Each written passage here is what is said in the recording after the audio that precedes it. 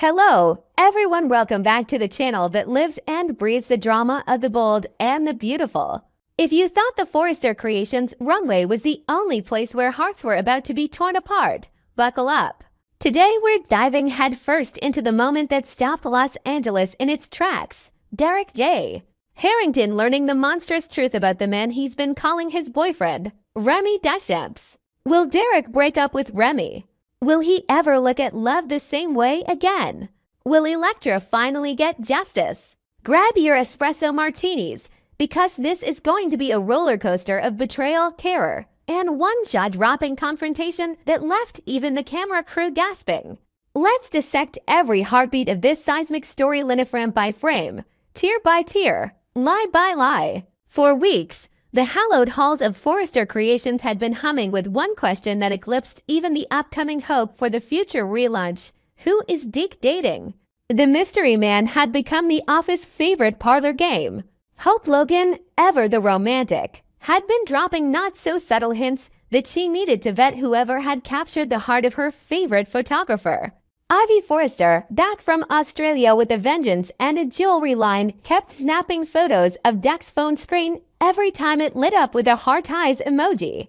Will Spencerize, that Will, now interning in PR and sporting a jawline that could cut glass, had taken to cornering Deke in the break room with a smirk and a single raised eyebrow, spill Harrington. Or I'll leak it to the tabloids myself. But the one whose curiosity burned hottest. Electra Forrester. The youngest Forrester heiress had been through hell and back after a stalker turned her life into a waking nightmare. She'd confided in Deck-era Rock, her big brother figure, about the deepfakes, the midnight calls, the shadows that followed her from Melrose to Malibu. Deke had promised her justice. He'd promised her safety. What he hadn't promised was that the man sleeping in his bed every night was the architect of Electra's terror. Enter Luna Nozawa, the voice of reason in a sea of chaos. Luna had seen Remy's true face long before anyone else. She'd watched him twist facts, manipulate emotions, and craft digital lies with the precision of a surgeon. So when she cornered Remy in the parking garage of his Santa Monica loft, her warning was ice cold. Stay away from Forrester Creations. If you show your face there, you'll regret it. Remy's response? A slow, serpentine smile. Luna, darling, he purred, some invitations are too delicious to decline. The Forrester atrium was a cathedral of glass and ambition, sunlight fracturing across marble floors as interns scurried with garment bags and mood boards. Deke stood near the elevator bank, checking his watch. He texted Remy 3 times, running late, no reply. Typical Remy, was fashionably late, always making an entrance.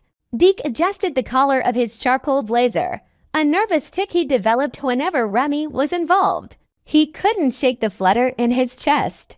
Remy had promised this would be the day Deke introduced him to the Forrester clan, the day they went public. The elevator dinged.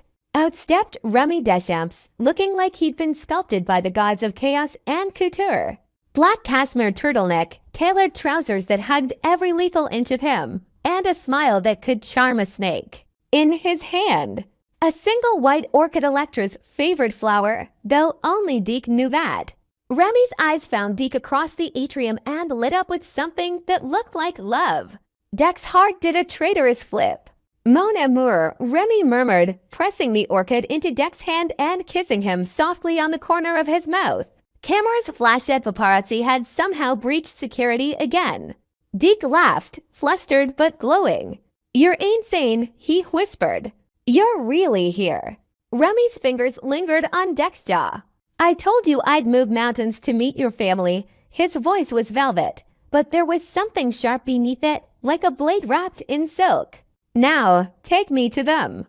The Forrester Gallery was a shrine to legacy walls lined with iconic gowns, each one a chapter in the family's storied history. Hope was mid-sentence, pitching a sustainable sequin concept to Ivy when the doors swung open. Time slowed. The air thickened. Every head turned. Remy strode in like he owned the place, Deke at his side, their fingers loosely entwined. The room went deathly quiet. Electra was the first to react. The sketchpad in her hand slipped, pencils scattering across the hardwood like gunfire. Her face drained of color, lips parting in a soundless scream. She knew that face, not from Deck's giddy Instagram stories, not from the grainy photos Hope had circulated in the group chat. She knew it from the deepfake videos that had haunted her nightmares, videos where her face had been superimposed onto bodies in compromising positions, circulated to her colleagues, her family. Videos that had nearly destroyed her. Will Spencer moved first, a predator sensing blood. He stepped in front of Electra, fists clenched so tight his knuckles went white. "You," he growled, voice low and lethal. "Get out." Ivy's gasp was audible. She'd seen the police reports. She'd sat with Electra at 3 a.m. while Electra sobbed over screenshots that weren't real but felt like knives. "Deke," Ivy said, her Australian accent trembling with rage, "tell me this is a sick joke." Deck's world tilted. He looked from Ivy to Electra, who was shaking so violently her teeth chattered. "What the hell is going on?" he demanded, but his voice cracked like a teenager's. Remy had the audacity to look wounded. "Deke, I don't understand. These people are your friends." He turned to Electra with a sympathy so convincing it could have won an Emmy. "Electra, darling, you lookin' well. Perhaps you should sit." "Don't you dare say my name." Electra's scream shattered the silence. She lunged, but Hope caught her around the waist, holding her back as Electra thrashed like a wild thing. "You monster. You made those videos. You followed me. You ruined me." Deck's hand slipped from Remy's. The orchid fell to the floor, petals crushed under Remy's Italian leather loafer. "Remy," Deke said slowly, as if the name tasted like poison. "What is she talking about?" Let's rewind best to understand the depth of Remy's depravity. We need to peel back the layers of his meticulously constructed facade. It started 6 months ago. Electra, fresh off a breakup and riding the high of her first solo design critique, had matched with a charming stranger on Rhea. Julien Moreau, the profile read, a French photographer with a penchant for black and white nudes and quotes from Nin. They met at a gallery opening in DT/LA. He was attentive, witty, safe. He listened when she talked about her dreams of revolutionizing Forrester's evening wear line. He sent her playlists at 2 a.m. with songs that made her cry in the best way. Then the photos started. First, innocent Electra laughing at a cafe, her hair catching the light. Then invasive Electra in her apartment, visible through a window she swore she'd closed the blinds on. Then the deepfakes. Videos so realistic they fooled even Eric Forrester's tech team. Electra in a hotel room with a married senator. Electra snorting lines off a mirror in the Forrester bathroom. Electra begging a faceless man to hurt her. Each one more degrading than the last. The police were stumped. The IP addresses bounced through servers in Moldova, then Singapore, then vanished. Electra's reputation hemorrhaged. Sponsors pulled out. Rich Forrester nearly had a stroke when one video was emailed to the entire board. Electra stopped sleeping. She installed cameras in her apartment, changed her number 3 times, and stealth messages came. "You can't escape me, ma petite." What Electra didn't know. Julien Moreau was a ghost. A digital phantom created by Remy Deschamps, who'd been watching her from afar long before Rhea. Remy, the failed photographer who'd once interned at Forrester and been fired for creative differences read, stealing designs. Remy, who'd cultivated a new identity in Paris, complete with a fake accent and a forged portfolio. Remy, who'd returned to LA, with one goal, to possess Electra, body and soul, by any means necessary. Back in the gallery, security had been called, but Deke waved them off. "Not yet," he said, voice hollow. He needed answers. He needed to look into the eyes of the man he'd said "I love you" to that very morning and see the truth. He dragged Remy into the executive conference room, the one with the panoramic view of the city Remy had once said reminded him of the Seine at dusk. The door slammed. The blinds rattled. "Tuck," Deke said. His hands were shaking. "Now." Remy leaned against the mahogany table, casual as ever. Deke Monker, you're letting them get in your head. Electra's unstable. You've seen the breakdowns. The paranoia. She's projecting. Projecting. Deck's laugh was bitter, broken. She said you made those videos. That you stalked her. That his voice cracked. That you used my trust in you to get close to her. Remy's mask slipped, just for a second. A flicker of triumph, quickly buried under crocodile tears. I would never hurt you. Or her. I've been trying to help Electra. She's been sending me threats, Deke. Anonymous emails. I didn't want to worry you. Deke pulled out his phone. With trembling fingers, he opened the secure folder Electra had sent him weeks ago, evidence she'd been too terrified to show anyone else. He turned the screen to Remy. A still from one of the deepfakes, Electra's face, Remy's body double in the background, a timestamp that matched a night Remy had claimed to be in San Diego for a shoot. Remy's composure fractured. That's not what you think. You lied to me. Deck's voice rose, raw and ragged. Every kiss, every I love you, every time you held me after a nightmare were laughing at me. At her. At all of us. Remy lunged, grabbing Deck's wrists. You don't understand. I had to. She was going to take everything from my career, my future.